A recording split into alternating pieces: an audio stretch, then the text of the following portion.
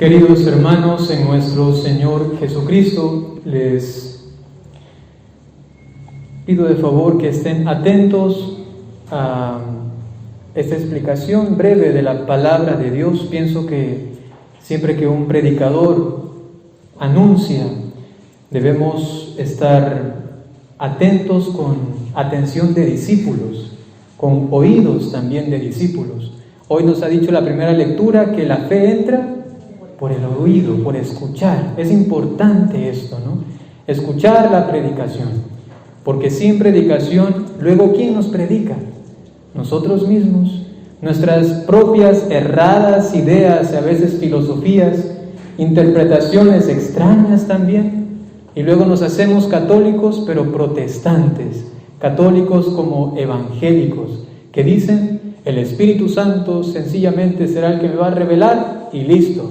Esto es una interpretación protestante, ¿no? ¿Qué hacemos los católicos? Tenemos algo estable, algo firme. No es un invento. Miren qué bonito, el predicador no tiene nada que inventarse. ¿Qué hace el predicador? Comunica, transmite la verdad, que es una y que es estable. El día de hoy quisiera transmitirles a ustedes 3 preguntitas que nos van a ayudar a reflexionar sobre esta fiesta. ¿A quién estamos celebrando? A San Andrés, ¿no? Primera pregunta: ¿quién es el que predica? Segunda pregunta: ¿qué predican? Y tercera pregunta: ¿cómo predican? ¿Cuál es la primera pregunta? Ya se olvidaron. ¿Cómo era? ¿Quién predica, no? La segunda pregunta, ¿cuál era? ¿Qué predica? Y tercera, ¿cómo predica? Es importante, mira, ahí están ya más atentos. Al principio solamente 1 o 2 respondieron. Atentos, ya es sencillo, pienso que nos ayuda luego también para profundizar, ¿no? Es interesante, el Evangelio de Mateo dice lo siguiente, ¿no? Una vez que Jesús, ¿qué significa Jesús? Dios salva. Está hablando de Dios, Dios el inamovible, es decir, que es el firme. Él no cambia. Él ha tenido desde el principio un anhelo, un deseo de salvarte a ti. Y esto no ha cambiado. Desde que te ha creado, ha querido redimirte. Eso es hermosísimo. Dios ha pensado desde toda la eternidad en ti. Y por eso Jesús, Dios salva. La idea fija de Dios es tu salvación. Continúa, caminaba por la ribera del mar de Galilea. ¿Saben qué significa Galilea? Galilea significa rueda, o también algo que cambia, algo que no es firme, lo contrario a Dios. Es algo que cambia, que está siempre distinto, ¿no? Como el tiempo en el que vivimos. Hace un año, ¿quién iba a pensar que a una misa todos iban a asistir enmascarados, ¿no? ¿Quién iba a pensar eso? Hace un año ya estaba el contagiado, según se sabe, en China. Ya estaba el contagiado, el primero, ya, en este tiempo. Y nosotros aquí en El Salvador, donde estábamos, pensábamos, todo va a seguir igual. Pero los avatares del tiempo, de la historia, nos sorprenden. Hay cosas que cambian, ¿no? Pero ¿qué cosa no cambia? Más bien, ¿quién no cambia?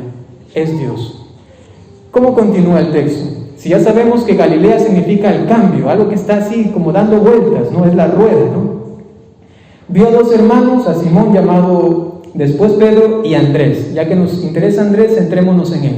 ¿Qué significa Andrés? Andrés significa varón o también viril, ¿no? Es decir, que de alguna manera Andrés, ¿no?, ha recibido también desde su creación una especie de fortaleza para mantenerse en sus propósitos. Normalmente ese debería ser el modus operandi del hombre, ¿no? Que cuando se propone algo con la firmeza que tiene, lo cumple, ¿no? Por ejemplo, el valor tan grande que debería tener la palabra es que si yo les digo a mis hijos, algo voy a realizar, lo tendría que hacer. Eso educa a los hijos impresionantemente, ¿no? Es normalmente la forma de ser del varón, debería ser, ¿no? Viril. Andrés, en su nombre, Como se sabe, en la Biblia el nombre no está puesto ahí de adorno, ¿no? Bueno, no sé cómo ponerle a este, pongámosle cualquier cosita ahí. No. El nombre tiene en sí mismo el ser y la misión de la persona. Andrés entonces ya estaba de alguna manera elegido por Dios desde la creación por el nombre que tiene, ¿no? Ya en la Biblia, para manifestar esta firmeza, para manifestar esta virilidad, ¿no?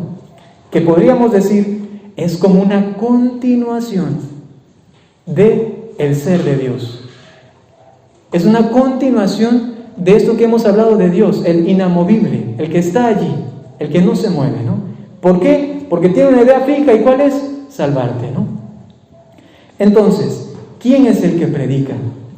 Podríamos decir que el que predica es aquel que se convierte en una extensión, digamos así, no sé si también dicen esto cuando hay una cadena grande de, yo qué sé, de restaurantes, ¿no? Una sucursal, suelen decir así, ¿no? Es una como extensión. Tendríamos nosotros que convertirnos en una especie de sucursal de Dios, ¿no? Es una especie de extensión. ¿Saben cómo decía esto? Lo expresaba maravillosamente Santa Isabel de la Trinidad. Decía que nosotros nos convirtamos en una naturaleza suplementaria de Dios. ¡Wow! Naturaleza suplementaria de Jesucristo. Que Él, en nuestra naturaleza, ahora actúe. ¿Quién es el que predica? Aquel que se da totalmente a tal punto de que le dice: Señor, haz tu obra a través de mí, que soy solamente un instrumento. Esto ya lo sabemos, pero es importante recalcarlo, porque el instrumento a veces se quiere hacer el hacedor. El instrumento a veces se quiere hacer como el patrón. Y no, hay que hoy día renovarnos y decir: soy solamente un instrumento, ¿no? Entonces, ¿quién predica? Según lo que hemos dicho, aquel que extiende en sí mismo la obra de Dios. Preguntarnos podemos, por ejemplo, ¿cuáles son mis intereses? ¿Qué estoy haciendo todos los días? ¿Realmente mi pensamiento es Dios? ¿Tengo la intención realmente de llegar a los demás? Quizá me preocupa que mi hermano no conoce a Jesucristo. Me preocupa que este mundo está tan descabellado, ¿no? Y no porque ya no tienen pelo, sino porque realmente se está dañando la cabeza, ¿no? ¿Cuántos abortos al día, ¿no? ¿Cuántos asesinatos al día? ¿Cuántas leyes que se están aprobando en nuestras narices y que a veces no decimos nada? O a veces queremos decir algo y sentimos impotencia. Que por lo menos el dolor y el llanto nos llene el corazón, para que por medio de esto hagamos reparación de lo que está pasando en este mundo. ¿Cuál era la segunda pregunta?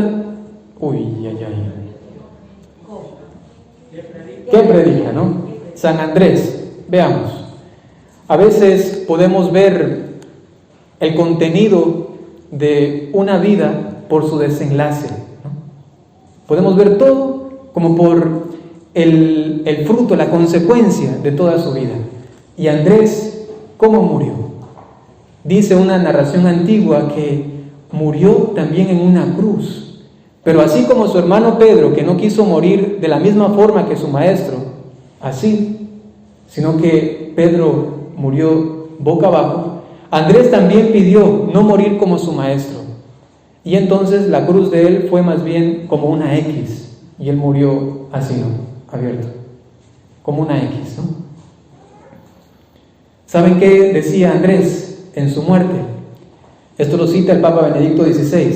Dice que él, cuando iba a ser ya crucificado, él, en vez de huir de la cruz, lo que hacía era exaltarla. Decía: salve, oh cruz, ¿no? Decía: tú serviste como adorno para los miembros de Cristo, cual perlas brillantes, preciosas. Y ahora, esta misma cruz va a adornar mi cuerpo. ¿Qué pensamientos? ¿Qué pensamientos? Uno piensa en la cruz y dice: la cruz que tengo que cargar todos los días, y ahora, ¿no? Levantarme y de nuevo, y la tengo al lado, ¿no? Tengo que levantarme y está ahí al ladito ya. Imagínense el pensamiento de un misionero, de un predicador. de un discípulo del Señor. La cruz es un instrumento que engalana, que embellece mi ser, mi vida. Esto es un gran cuestionamiento, ¿no?